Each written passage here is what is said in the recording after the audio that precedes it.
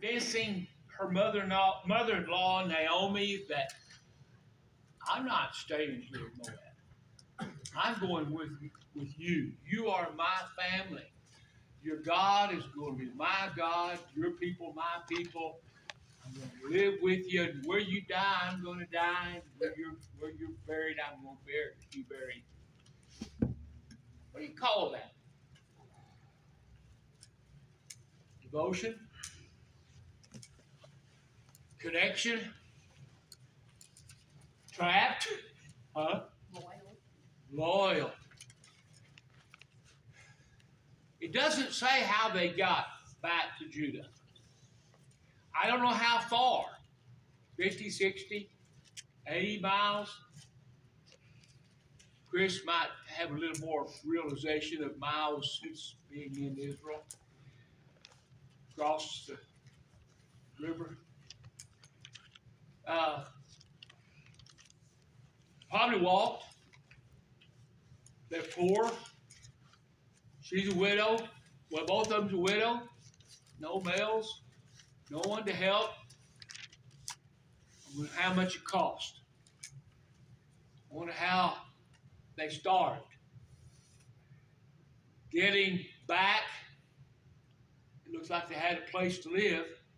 Maybe something from the previous time there. Maybe a family member. Maybe they rented it. Doesn't really say, does it? Yet, they get there. They start making a home. And Ruth says, I'm going gleaning. I don't know that we understand that very well. The idea of gleaning, harvesting, or gathering what is left on the ground. Go to Leviticus chapter 19. Law that God has put in the law of Moses. 9 and 10. Leviticus 19, verse 9. Want me to read it? Go ahead. Okay. Number 9 and 10. Yes. When you reap the harvest of your land, you shall not wholly reap the corners of your field, nor shall you gather the gleanings of your harvest. And you shall not glean your vineyard, nor shall you gather every grape of your vineyard. You shall leave them for the poor and the stranger. I am the Lord your God. What are you impressed with on that verses? Because God's providing a way for the people that don't have nothing to get food. There's two kinds. We understand the poor. Well, what's this about the strangers? Who are they? People that live with Israel, like the slaves and the Gentiles. And the Might be. No, slaves would probably be taken care of by their master, Yeah. There's indentured servants. There were slaves, different kinds. But yes, it tells us that God has a mind for those less fortunate. And He's providing a way. Now, this isn't just a handout, is it? What do they have to do to glean? go out and Get out of the house, go to the field, bend over, pick up, bag, carry loads. I wonder how long a day it'd take to get a bushel. If you're harvesting before the harvesters, you could probably fill up pretty quick. But I doubt you get in a full field of ripened grain and start harvesting if you're a poor person. And it depends on how many people are out there. You'll be found out. You'll be found out. Just as when Boaz asked, "Who's that woman?" She stands out. Her skin might be a little darker, might be a little lighter, but she's different from a different culture. And yet, what has she seen being the daughter-in-law of Naomi? Her faith as a Jew, their generosity to others, the love of Naomi for Ruth is the basis of her not wanting to stay. She wanted to go. What? Well, it says that in later on in chapter 2, starting in verse 11, Boaz talks about um, all that what you just talked about. Okay. Right. So there she is, a stranger. She probably wondered where to go. And it's as if she just picked this field and started gleaning. Is that the case? And that it happened to be Boaz's field? Did Naomi do anything about this? Simply, Naomi, verse 1, Naomi had a kinsman of her husband, a mighty man of wealth of the family of Elimelech, and his name was Boaz. And she asked Naomi permission, let me now go to the field and glean ears of corn after him, in whose sight I shall find grace. Doesn't sound like it's happenstance. Doesn't sound like it's accident. She knows they're related. Naomi and him are related. That's where she should go. And the townfolk knew her when. Huh? The townfolk knew who she was when she came back. Yeah. Well, she's that lady that came with Naomi back from Moab, I think. Moab. They knew who she was, where she was, where she was living, who she was related to, and what she was doing. She's worked from morning till evening with only a few breaks. Talks about her going to the house.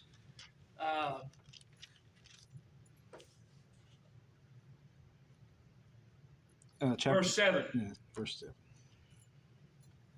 I think there's an important principle here. It's important to take a nap. Who likes to take a nap? Oh, siesta man here. Sometime. Yeah. I'm talking about no handouts.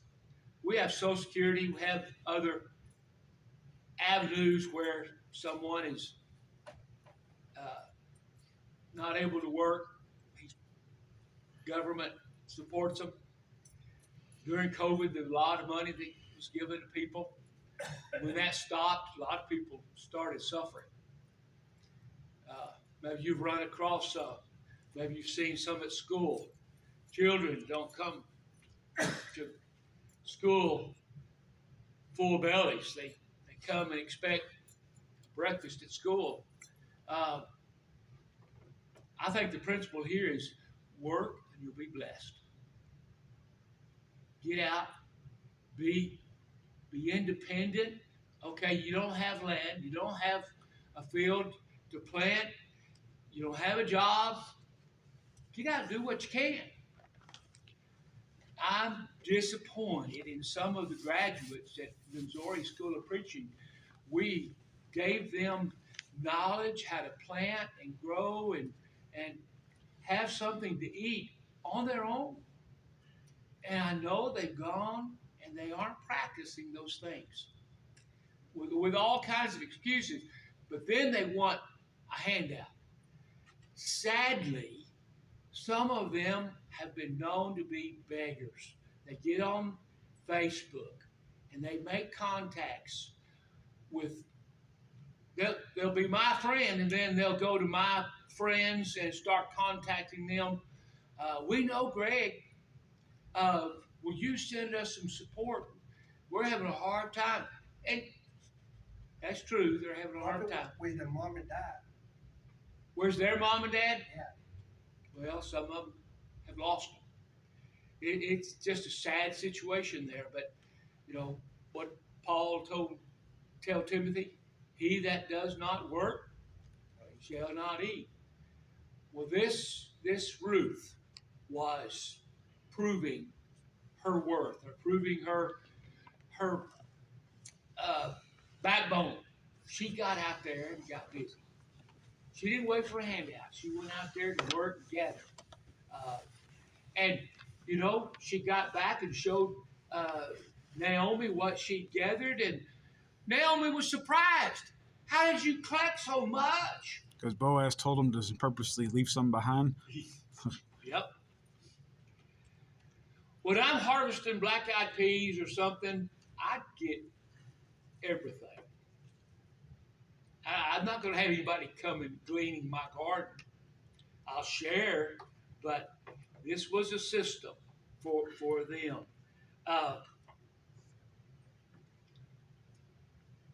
So verse 3, and she went and came and gleaned in the field after the reapers, and her hap was to light on part of the field belonging unto Boaz, who was of the kindred of Elimelech. And behold, Boaz from Bethlehem said to his reapers, the Lord be with you. And they answered, the Lord bless you. What's happening there? A spiritual greeting. Their faith is in God. And they have respect for one another. Who's Boaz to them? He's boss. But he speaks to them first. Then they speak to him, and they greet each other in the name of the Lord. I think that's pretty special. When do we usually say something like, God bless you? When you sneeze. When you sneeze, yeah. Maybe when departing from each other, we say, bye, God bless you. God go with you. I don't know that we do it as often as we should. It's got to be real, though. It's got to be, believe it. Is he important to us? God? Is he in our lives? And so then he asks who this was. He finds out. And so he approaches Ruth, verse 8. Then said Boaz unto Ruth, hearest thou not, my daughter? Now, what does that sound like? That's King James. It's almost like, don't listen to me, Ruth. But that's not what he means. I've had to learn the way Africans do it. I'll say something like, it didn't happen that way, did it? And instead of saying, no, it didn't, they say yes. And the first time I had something like that situation, I thought, they don't understand what I'm talking about. It's the opposite of what I said, but that's the way they do it. And so what he's saying really, daughter, listen to me. Go not to glean in any other field, neither go from there, but abide here fast by my maidens. Well, we think of a maiden sometimes as a concubine or daughters. Who are these maidens? Maids? Servants. That's right. That they are probably getting ready to, or they might be harvesting. But I would think it'd be men. But anyway, you stay with the women. And I wonder how hesitant Ruth was in the beginning of going. Who am I going to see? Who's going to approach me? Who's going to prevent me? In fact, one of the places it says, don't prevent her from harvesting. Well, it sounds like the women were the ones that went and did the reaping. Well, And I think the men went and cut the grain, and the servants came behind them and gathered. Probably bundled them and then put the bundles together. And there's a process. But I think the major thought there is, here's women. Be comfortable with them. And he says, I have instructed the men not to touch you, not to bother you. I wonder, here she is all alone in a country all by herself. Is someone going to come up behind me? Am I going to be attacked? She might be a little bit scared. But he calms her. I'm watching over you. I have guided my maidens and my men to watch for you, take care of you. They're not going to harm you. Did he have to do that? Is there an is there a motive behind it? Him being graceful to her, showing her grace. I wonder how pretty she is. Or does he just admire the way she's serving her mother-in-law and out there working? Well, that's what it said. He said, I've heard what you are doing Yeah. for your mother-in-law, Naomi. He respected that. He saw her working in the field. Yeah. That might be the beginning of it, but I think some of the other.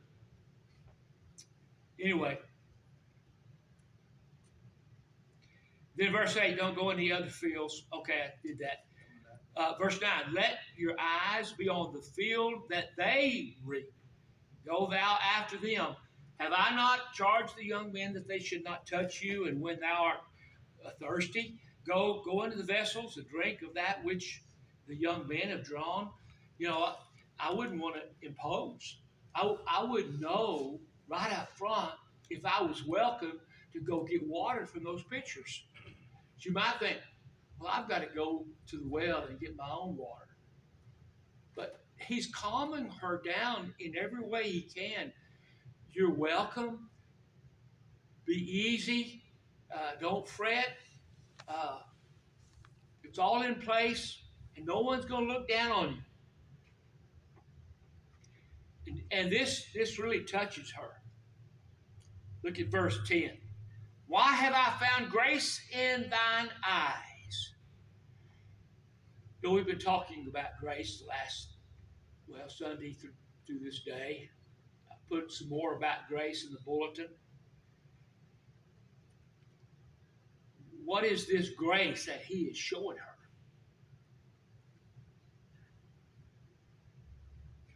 Comfort. Comfort.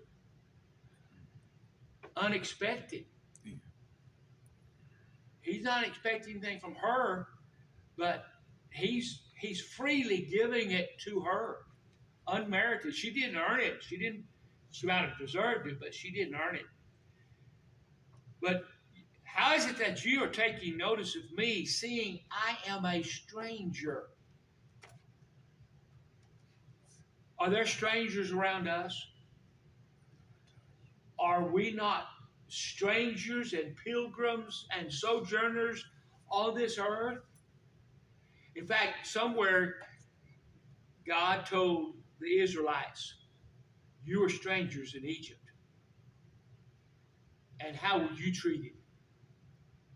Now that you are in your own land and you have these strangers and foreigners and people who look different, have different customs, be hospitable. Show them grace. And that's what Boaz is doing to Ruth. I can't help but even think that she's got tears in her eyes. She's so moved. Wow, you being so kind to me, a stranger. You don't know me. But Boaz answered, it has fully been showed me all that you have done unto your mother-in-law since the death of thine husband, and how thou hast left thy father and mother and land of thy nativity, and art come unto a people which thou knowest not heretofore. Well, you didn't know us before. But she knows them a little bit about having seen the life of Naomi, right? So she's not completely ignorant about their traditions and their customs. What's that say about our in-laws? Are they outlaws? Should we label them as outlaws? this conduct of Ruth toward her mother-in-law is causing people to notice why she's acting different than some of us. I wonder if they were guilty of mistreating the elderly or their in-laws. You know, in Matthew, Jesus said about the Jews that they what they should be giving to their parents, they say they're giving it for some spiritual reason and denying the benefit to their parents. And he was bringing shame upon them because they were responsible to help take care of the parents when they got old.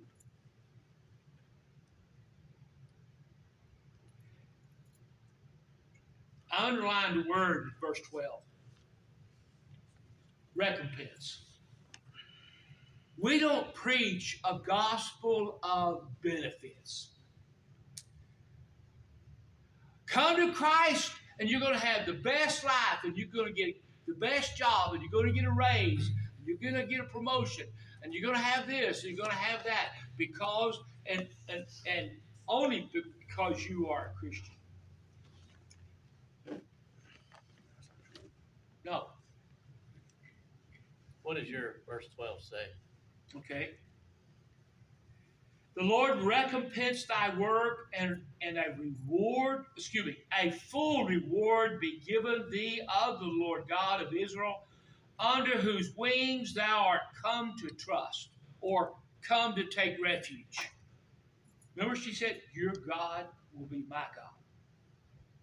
She's given up everything she's ever known.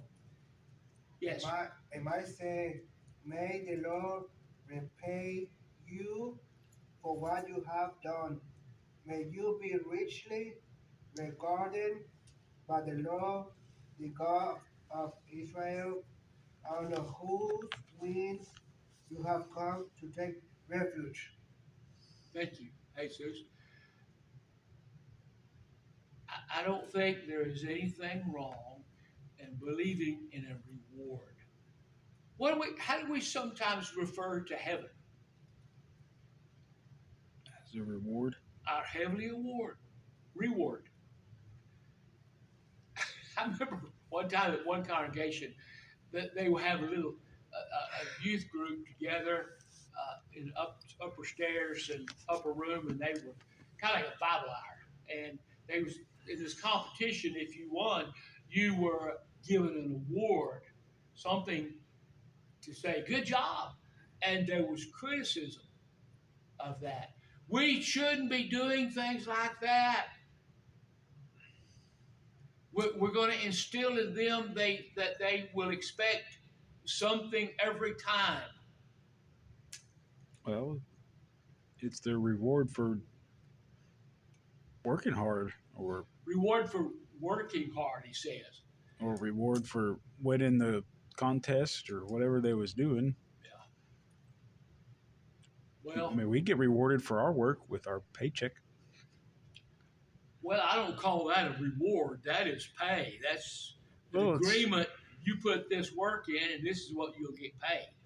Now, if you do extra and work harder than usual, then you might get a raise or get a bonus.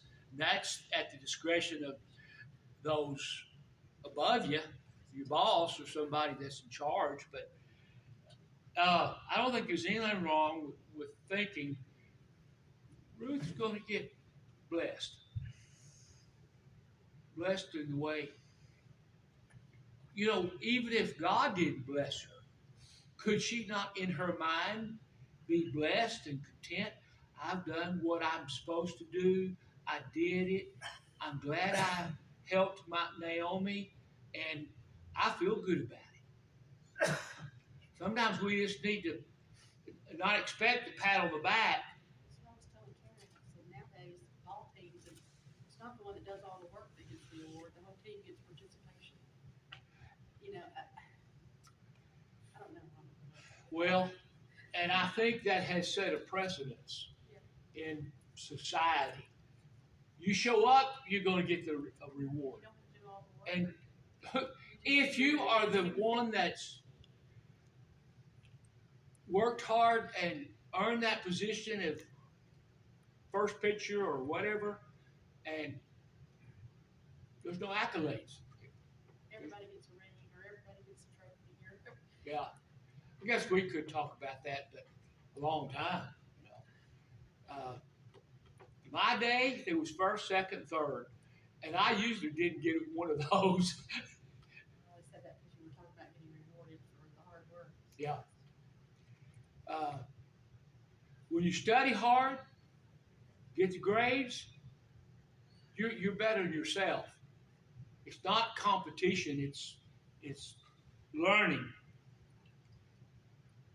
So think about that. Under his wings, you have come to be. I think of Jesus looking over Jerusalem. The shortest verse in the New Testament. Jesus wept. What did he say about the people? What did he compare them to be like? Chickens. Chickens. I would have called you as chicks under the mother's wings and provided protection and whatever you needed. And they wouldn't come. No. Isaiah 40, we will be mounted up with wings of eagles, and you'll run and not be weary. Here he's talking about the blessing of God, being in him, following him.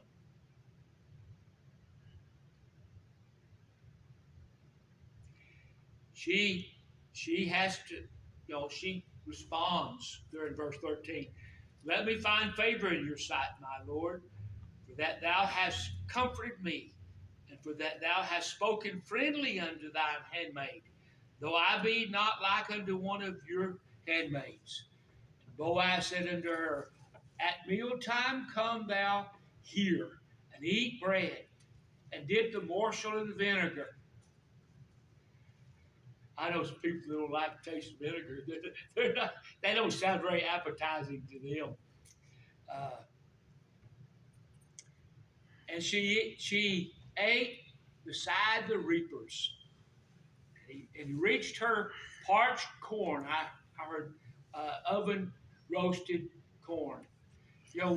When I went to Mexico City, Guadalajara on a trip, the street vendors would offer roasted corn. That looks so good to me. I like it. Well, it was really grain. Not. It says corn, C-O-R.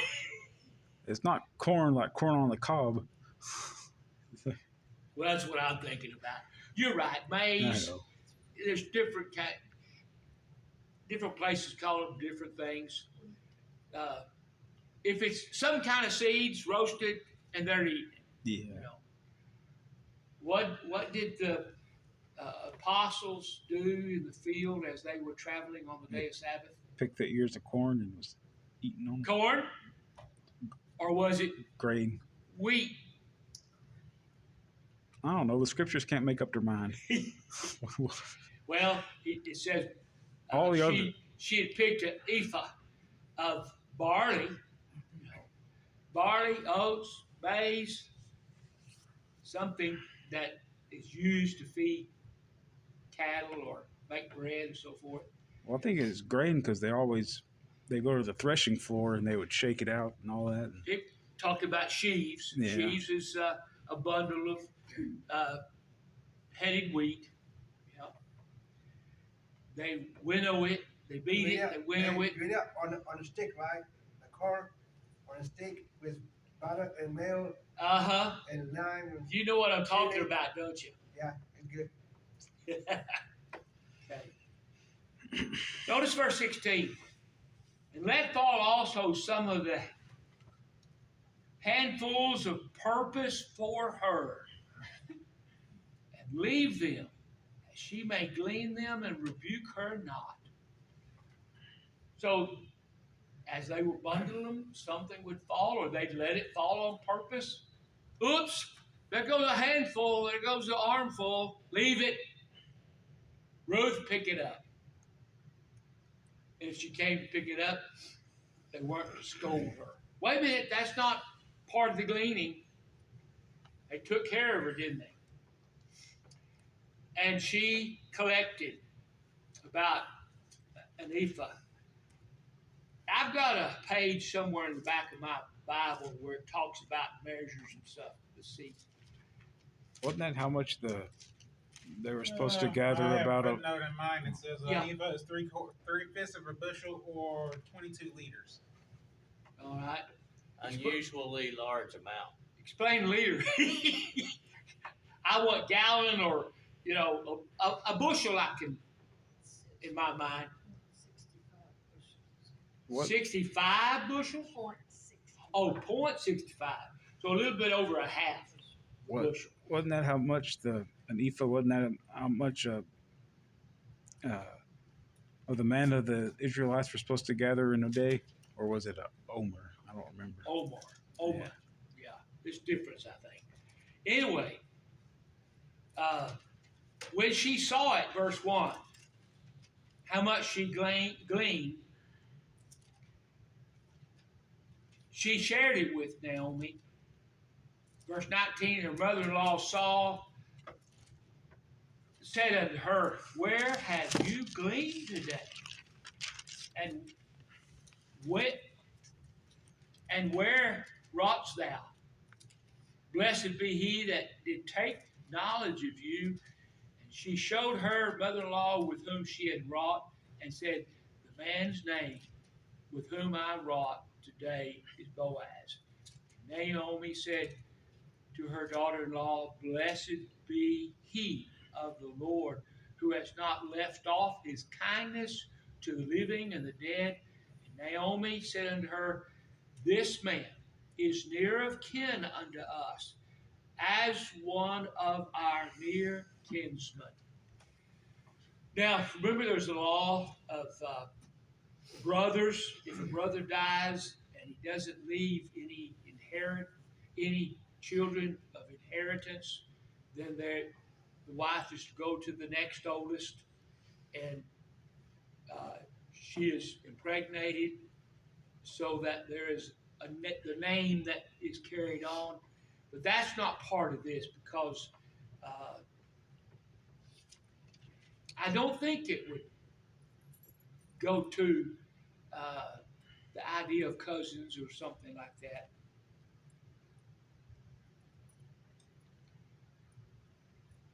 I was going to emphasize that phrase, handful of purpose.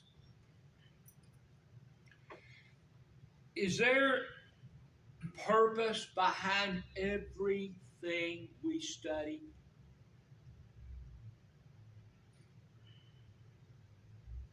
Is there some non-essential? Is there some facts that we leave alone, some we adopt and put into practice? God has given his word for a purpose, to change us, to guide us, that we can live after him. It's called the duty of a close relative. Duty of close relative. Okay. It's in chapter 3, verse 13. So here's Ruth. She's gone gleaning. She's received grace from Boaz. She's been treated kindly by the people. She's returned home, and her mother-in-law is amazed at what's happened, and there's more that's going to come. And Ruth is told, you stay with this man's harvesters. Don't go to anybody else. It's good that you go out with his maidens, that they meet you not in any other field.